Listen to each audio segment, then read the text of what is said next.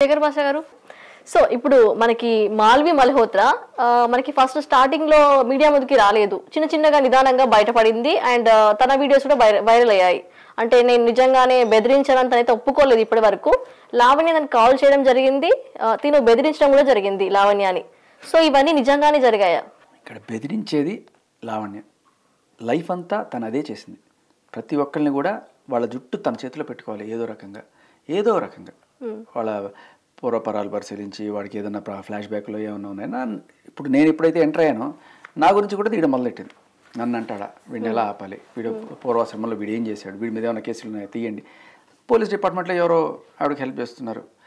ఆ రకంగా ఏదో నా మీద ఏమైనా కేసులు ఉన్నాయని చెప్పి చూసింది, లేదు నేనే పెట్టిన కేసు ఒకటి ఉంది, అది తీసుకొని దాంట్లో ఉండే వాళ్ళకి ఫోన్ చేసి వాళ్ళతో ఏదో రకంగా కుట్ర చేసి వాళ్ళకి నాకు ఏదో పెట్టి. సో ఇప్పుడు ఈ టాపిక్ ఇంత వైరల్ అయ్యింది మాల్వి విషయంలో, అంటే ఈ ట్రాకింగ్ అనేది మాల్వి విషయంలో కూడా అంటే ఏదో ఒకటి దొరికితే మళ్ళీ బెదిరిస్తుంది అనమాట.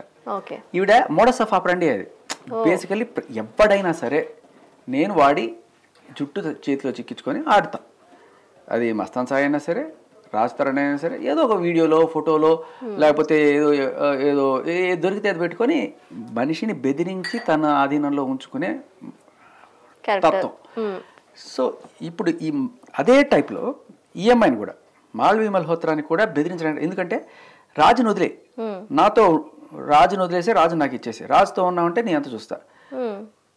బేసికలీ ఏంటంటే ఆ అమ్మాయిని వదిలించడానికి అమ్మాయి అర్హత లేదు. ఫస్ట్ పాయింట్, ఎందుకంటే when you really move with somebody else, he has every right to move in. అంటే నువ్వు ఫస్ట్ వెళ్ళిపోయావు మస్తాన్ సాయి తోటి 2021లోనే. ఈ మాల్వి ఎప్పుడు వచ్చింది? ఈ మధ్య వచ్చింది.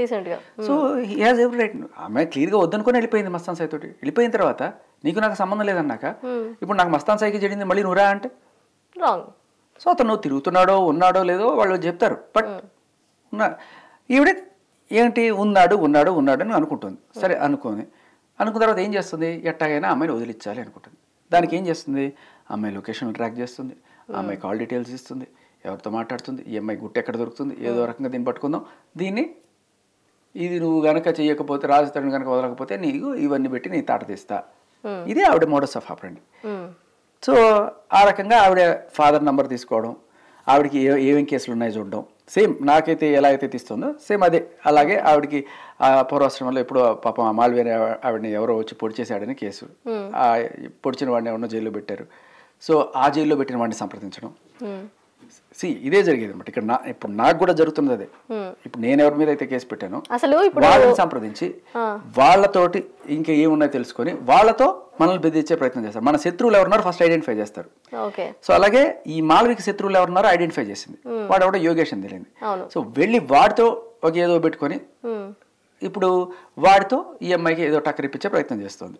అండ్ అలాగే నువ్వు వదలకపోతే ఇది ఇంకా ఇంకా ఇంకా వెళ్తుంది, పెంట చేసేస్తానని చెప్పి బెదిరింపు మాల్వికి.